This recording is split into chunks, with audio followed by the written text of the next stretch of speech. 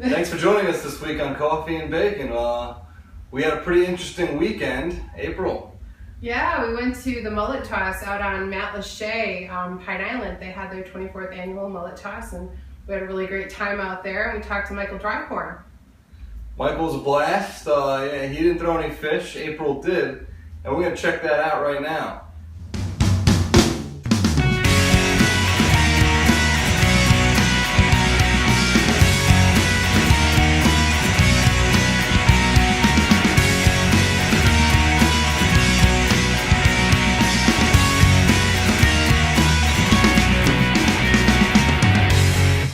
Thank you for joining us this week on Coffee and Bacon. I'm David Levin with April Freeman and Michael Dryhorn.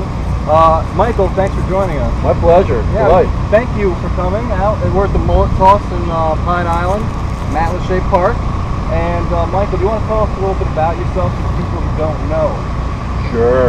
I'm a Pine Islander, and welcome to Matlacha. This is our annual mullet toss, and it's really to celebrate the end of our snowbird season and getting our island back for ourselves. But I was a candidate last year for the U.S. Congress, the special election, and I was also a candidate for the state senate. And both of those went to a primary where the winners were selected. But I also have I'm a full-time business guy. I have an aerospace and defense organization, predominantly in engineering, consulting, and training, which we manage completely from Pine Island, and our customers are all over the world. So you have a home-based business here? I have a home-based business. That is amazing. Yeah. So right before we started recording, we were talking about your service and what you did in your service. Can you tell us a bit more about that? You're a veteran, and more about that? Well, and it kind of goes back to the whole understanding our purpose as being Americans, right? At the age of 18, the Ayatollah Khomeini had taken over our embassy in Tehran, and that was my call to duty.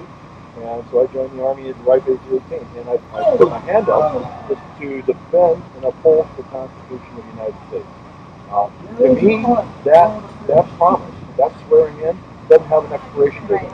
So it exists for the rest of my life. And really where I struggle sometimes, when I look at the generations of kids that we're developing today that don't understand what it means to be an American.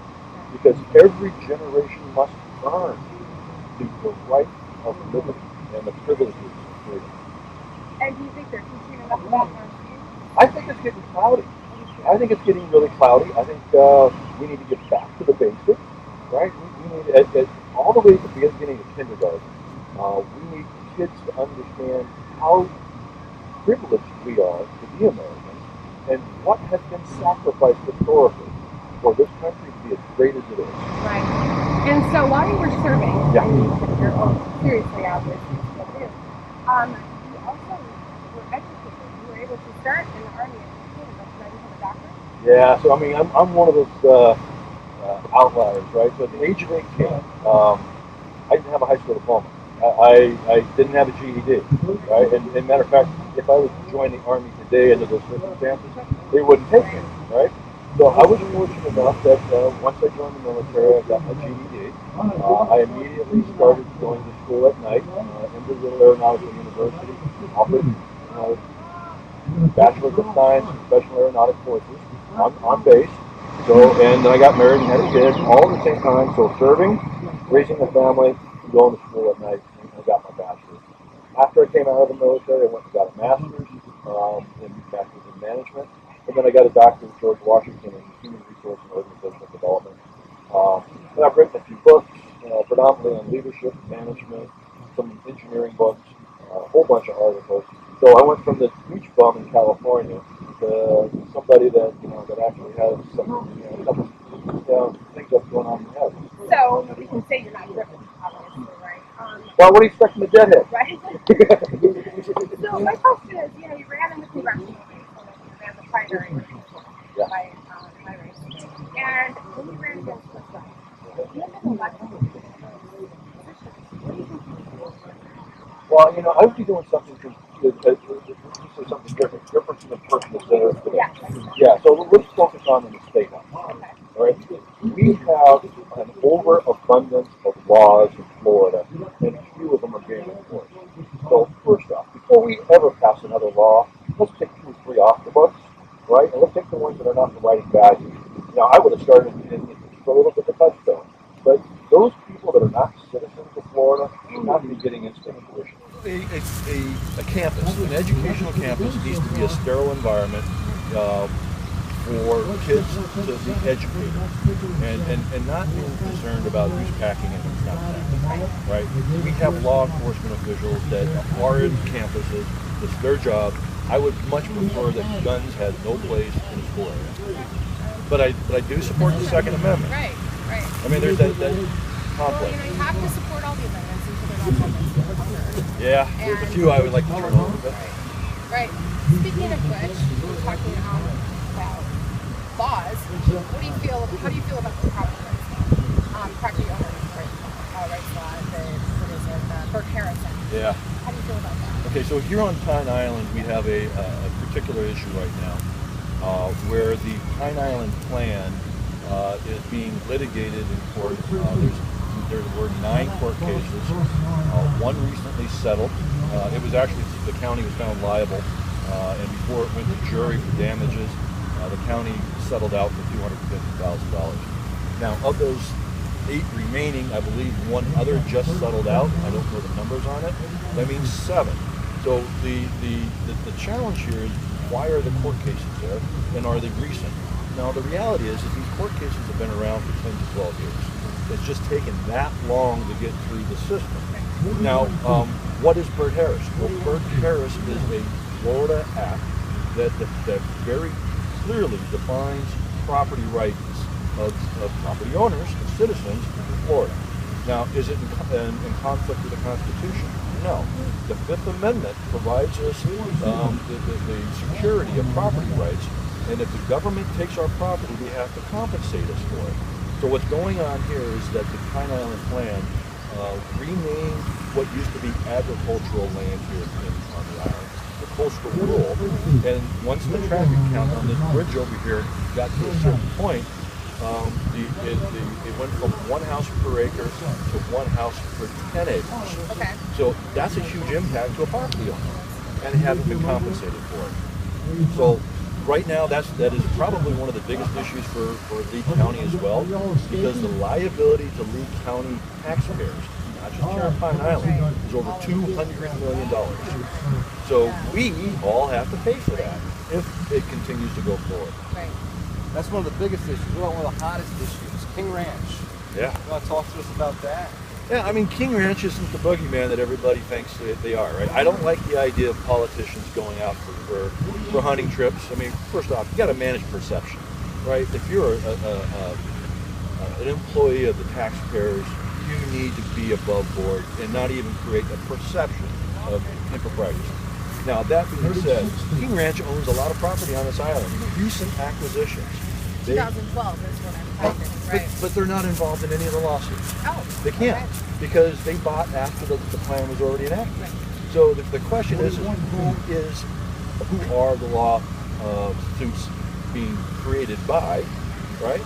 Well, it's island citizens. They're all individuals that have been homeowners, people who put their money into real estate in the hopes that when they retire, they can sell that real estate at a profit.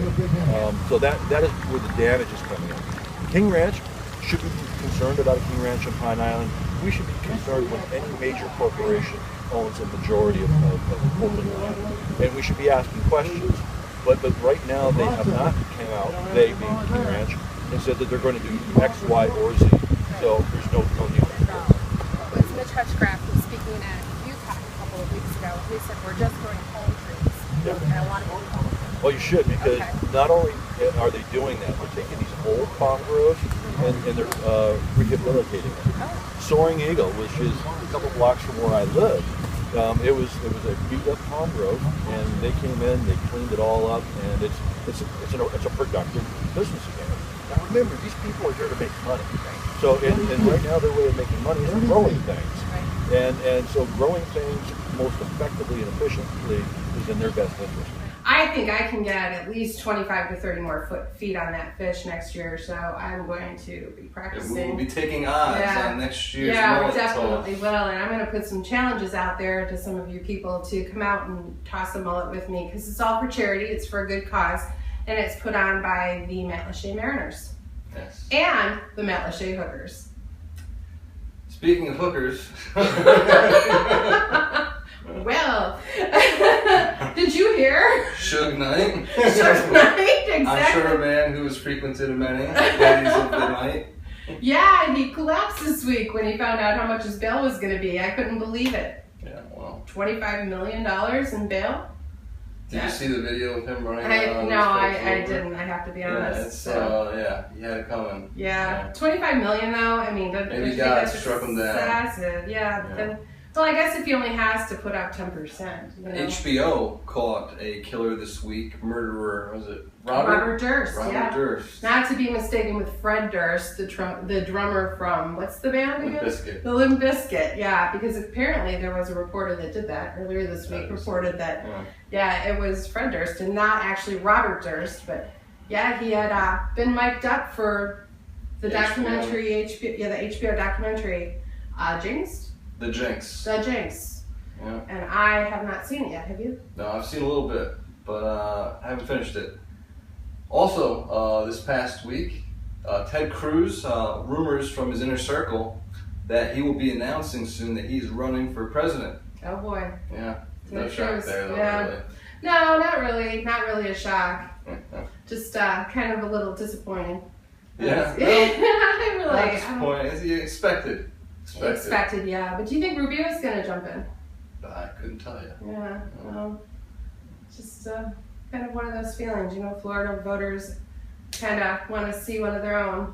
Yeah. Also, some announcements for the upcoming week.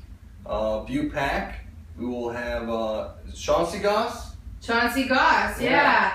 And that's going to happen at Heritage Palms this week. Not at our normal meeting place, which is FSW. I keep getting confused. They changed the name recently from Madison. But it's going to be over in Fort Myers at Heritage Palms. It starts at 7.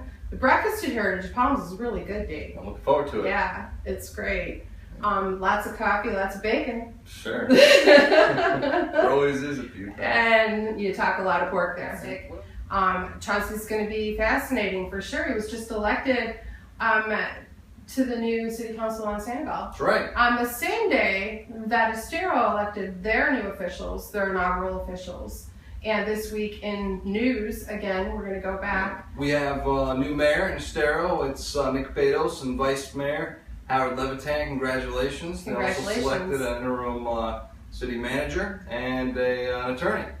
That's the news out of Estero. That's right. Yeah, okay. So this week I'm debating on Thursday at Kaiser University. I'm going to be debating the issue of lifting the Cuban embargo with Ivan Hernandez. So I hope you'll come out for that. It starts at 6 o'clock at Kaiser University over in Fort Myers. Yeah, hope to see you there. Yep. Yeah, join us next week on Coffee and Bacon. Thank you for tuning in this week, and stay classy. Stay classy, Fort Myers. Stay classy, Southwest Florida.